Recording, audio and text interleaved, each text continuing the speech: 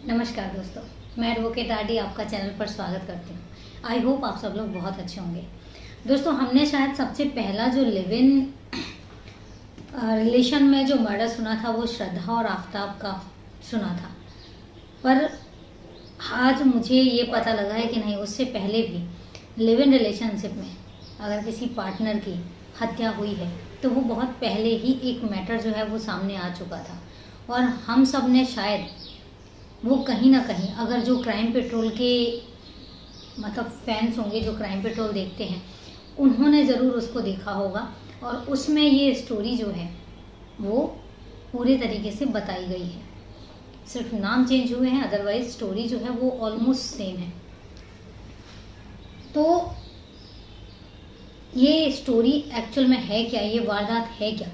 और चूंकि इसका मैटर इसलिए आज उठा क्योंकि अभी रिसेंटली ही 2020 में उसका डिसीजन आया था, तो इस वजह से आज मैं उसको पढ़ रही थी तो मुझे मेरे सामने स्टोरी आई, मैंने सर्च किया और मुझे लगा कि नहीं, आप लोगों के साथ बात की जानी चाहिए।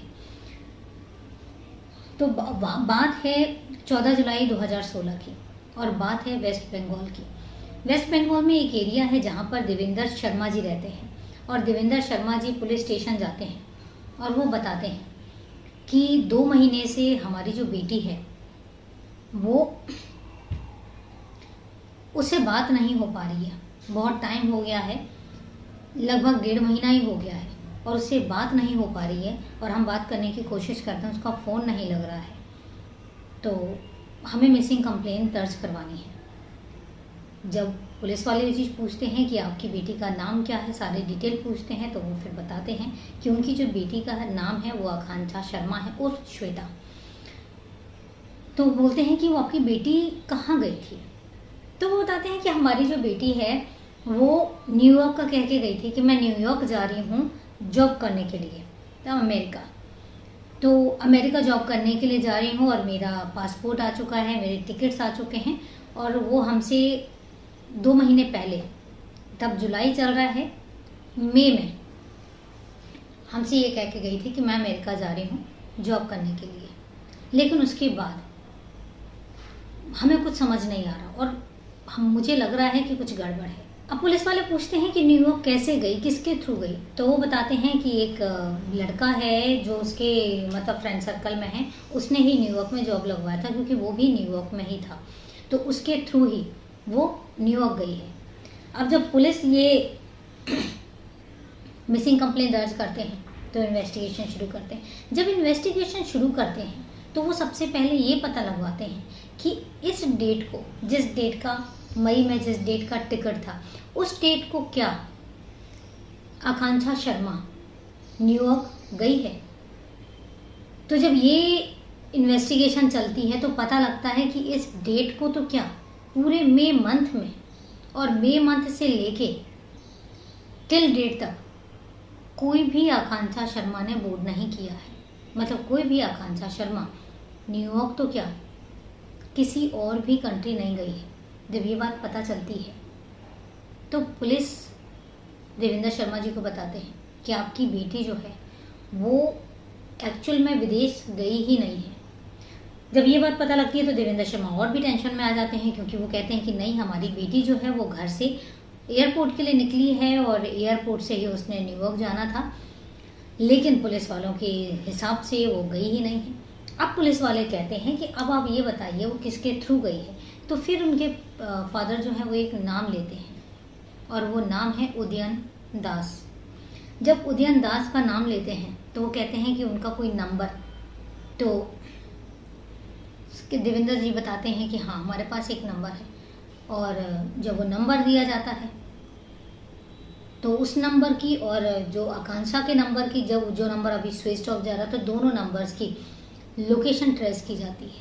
तो लोकेशन इंडिया में दिखाता है और इंडिया में भी एमपी के जो कैपिटल है भोपाल की दिखाती है।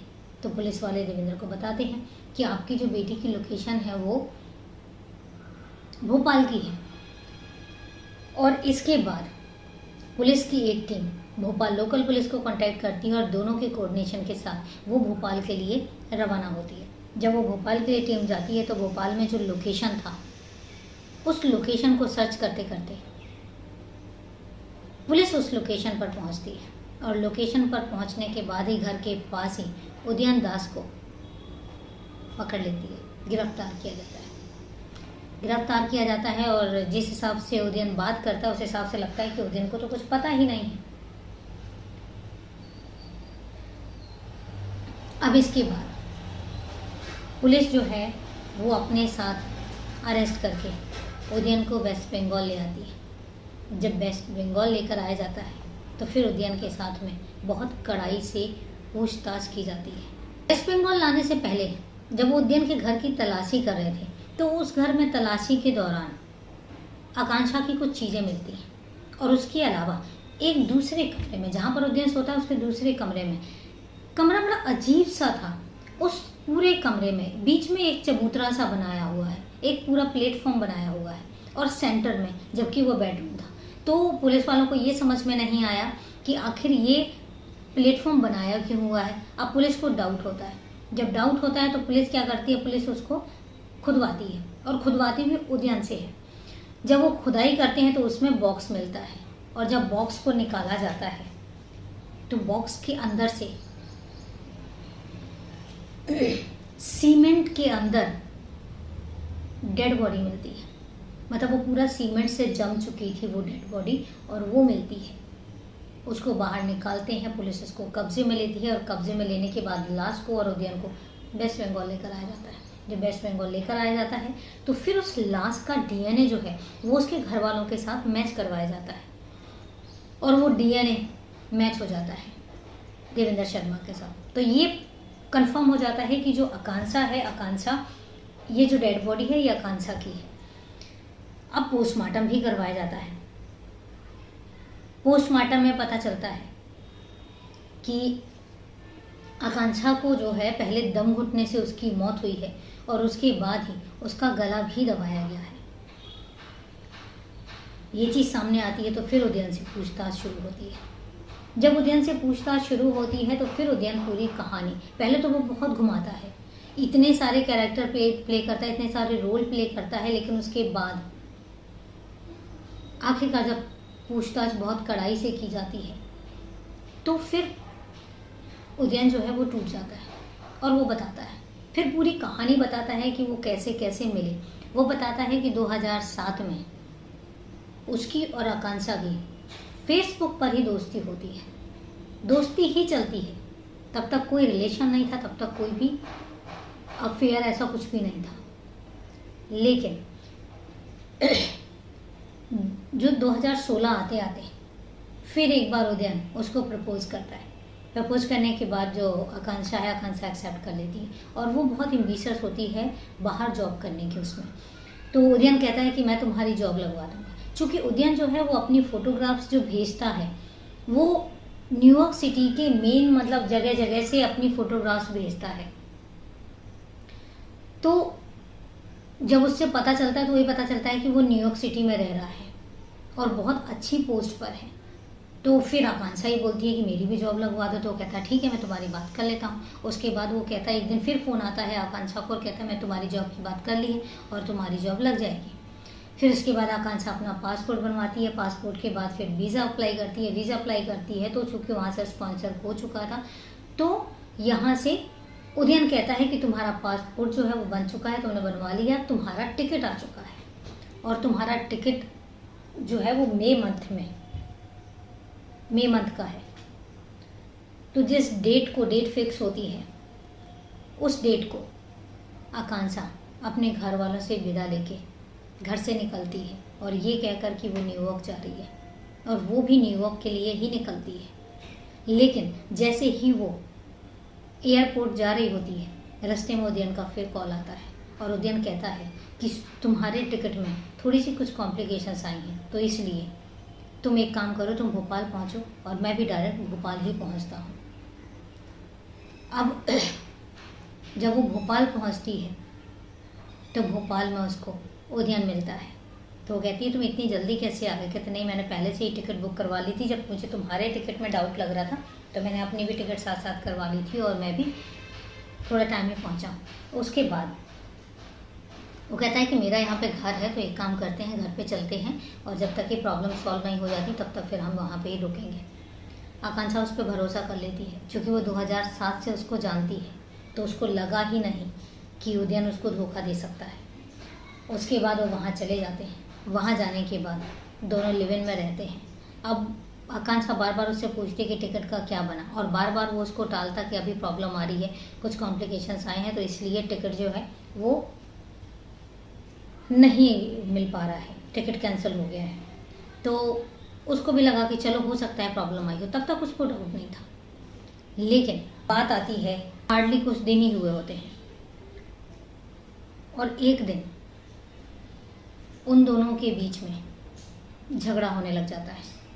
वो बार बार कहती है कि तुम टिकट मंगवाना ही नहीं चाह रहे, तुमने टिकट मंगवाया ही नहीं है। इस बात पर भी झगड़ा होता है और वहीं पर ही आकांक्षा को कुछ चीज़ें पता लगती हैं उदयन के डॉक्यूमेंट्स के साथ साथ। इस वजह से भी झगड़ा होता है और वो कहती है कि मुझे तुम्हारी सच्चाई पता चल गई है, और इस बात पर उसका झगड़ा होता है। झगड़ा होने के बाद वो अपने ट्रेन का टिकट बुक करवाती है वापस वेस्ट बंगाल जाने के लिए। 12 तारीख का टिकट बुक था, लेकिन उदयन जो है उसको कॉन्फिडेंस में लेता है, उसको थोड़ा सा बहलाता फुसलाता है और उसकी बातों में आ जाती है। और इसके बाद 14 को इनके बीच में फिर झगड़ा होता है।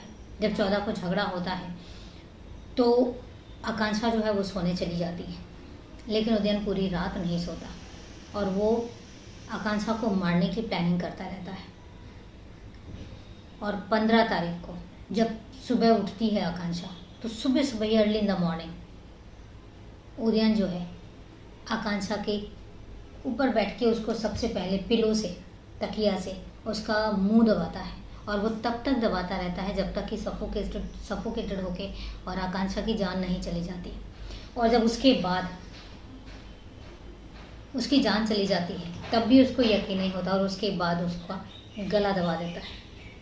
अब वो मर जाती है। मरने के बाद 2 दिन तक आकांक्षा की लाश के साथ वो रहता है, और जब उसकी लाश, आकांक्षा की लाश जब गलने लग जाती है, बदबू आने लग जाती है, तब वो अपने घर में रखा हुआ एक बॉक्स खाली करता है, और बॉक्स खाली करने के बाद आकांक्षा की जो डेड बॉडी है वो उस बॉक्स में डालता है। और इसके बाद वो 14 बोरी सीमेंट ऑर्डर करता है, और उस 14 बोरी सीमेंट में से वो डालता है और उसको घोल बनाता है उसी बॉक्स में। और जब वो पूरा घोल जो है वो जम जाता है, उसके बाद उस बॉक्स को अपने दूसरे रूम में ले जाता है और वहाँ पे उसकी खुदाई करता है, ज़मीन की खुदाई करता है। खुदाई करने के बाद उस बॉक्स को वहाँ रखता है, और उसके बाद उस बॉक्स के सराउंडिंग ईंटों से वो प्रॉपर एक प्लेटफॉर्म टाइप का बनाता है, एक चबूतरा टाइप का बनाता है।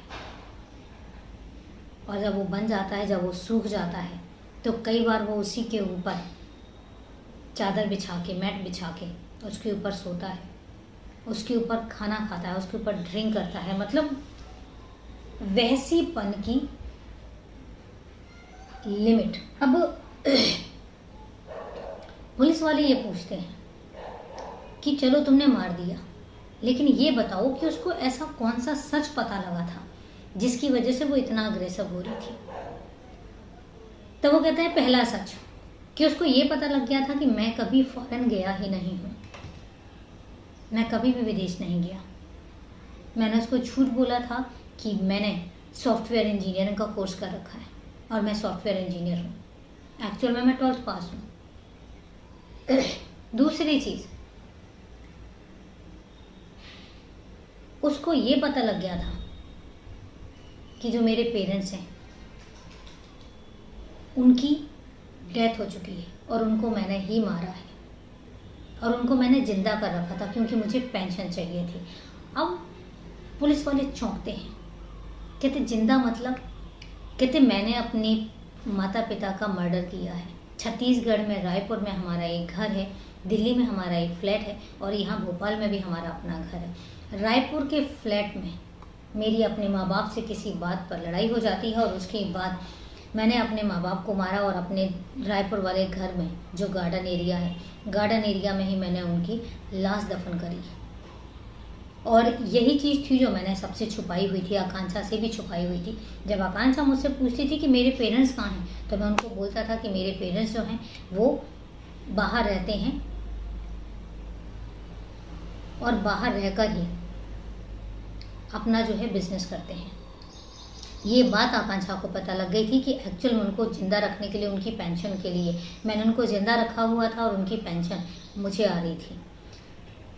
जब ये बात पता लगी तो आकांक्षा जो है वो आग बबूला होने लग गई, और आग बबूला होने के बाद उसने मुझे छोड़ने का फैसला कर लिया। जब उसने मुझे छोड़ने का फैसला किया तो ये बात मुझे बर्दाश्त नहीं हुई। अकॉर्डिंग टू उद्यन कि उन्होंने मंदिर में शादी कर ली थी, लेकिन इसके कोई पुख्ता सबूत नहीं है कि उन दोनों ने मंदिर में शादी की थी या नहीं की थी। इसके बाद वो बताता है कि इसके आकांक्षा के भाई का भी कॉल आता था, भाई भी पूछता था कि आकांक्षा कहाँ है, तो मैं उनको टालता रहता था कि वो अभी बिज़ी है, अपने जॉब में बिज़ी है। इस तरीके से मैं उनको टालता रहता था और उनसे बात नहीं करवाता था। लेकिन हकीकत बात यह है कि उसके आने के कुछ दिन बाद ही उसको सच्चाई पता लगी और मैंने उसको मार दिया था। मतलब आकांक्षा बहुत पहले ही मर चुकी थी। इसके बाद पुलिस उसको अरेस्ट करती है, चार्जशीट फाइल करती है और उसके बाद जेल भेज देती है। वहाँ पर जब उद्यान का मेडिकल टेस्ट करवाया जाता है तो उसको एक डिजीज़ निकल के आती है, और वो डिजीज़ होती है साइकोपैथी पर्सनैलिटी डिसऑर्डर, मतलब मल्टीपल डिसऑर्डर। वो बहुत सारे रोल प्ले करता है, इस टाइप की बीमारी कुछ होती है। तो इस बीमारी से वो ग्रसित था। उसके बाद जब उस पर केस चलाया जाता है तो फास्ट ट्रैक कोर्ट में एक केस जाता है। जब फास्ट ट्रैक कोर्ट में एक केस जाता है तो अभी की बात है 2020 में फास्ट ट्रैक कोर्ट का डिसीजन आता है और उद्यन को ताउम्र कैद की सज़ा सुनाई जाती है। जब उसको सज़ा होती है तो फिर वो एडवोकेट को बोलता है और जज के सामने बोलता है कि मैंने जो किया मुझे उस पर कोई पछतावा नहीं है, और इसके बाद मैं हाई कोर्ट में भी अप्लाई करूंगा और उसके बाद नहीं हुआ तो मैं सुप्रीम कोर्ट में भी अप्लाई करूंगा, लेकिन मैं पूरी कोशिश करूंगा कि मैं बरी हो जाऊं, पूरी निर्भीकता के साथ। इसके बाद पुलिस जाती है रायपुर, और रायपुर में उसकी निशानदेही पर उस जगह को खुदवाया जाता है और वहाँ पर 2 डेड बॉडीज़ मिलती हैं।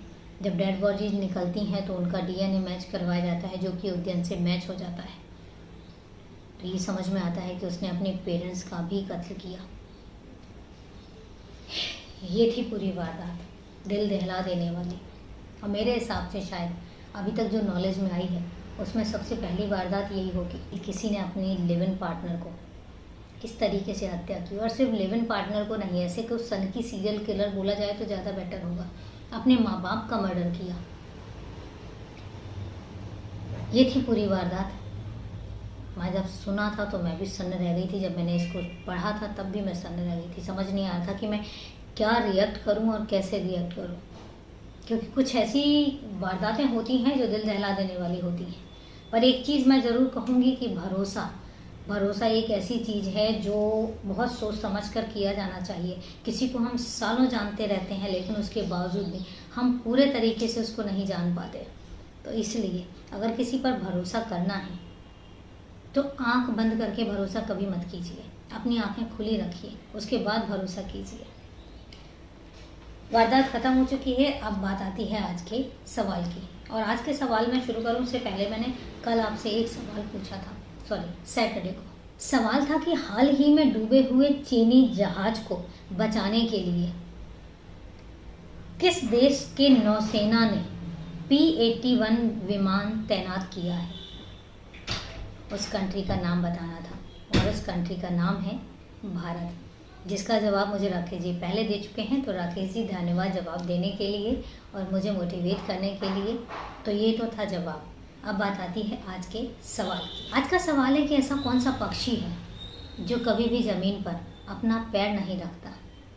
आपने उस पक्षी का नाम बताना है और जवाब मुझे कल तक ज़रूर दे दीजिएगा। तो चलिए मैं वेट करूँगी आपके कमेंट्स का। तब तक के लिए नमस्कार, जय हिंद।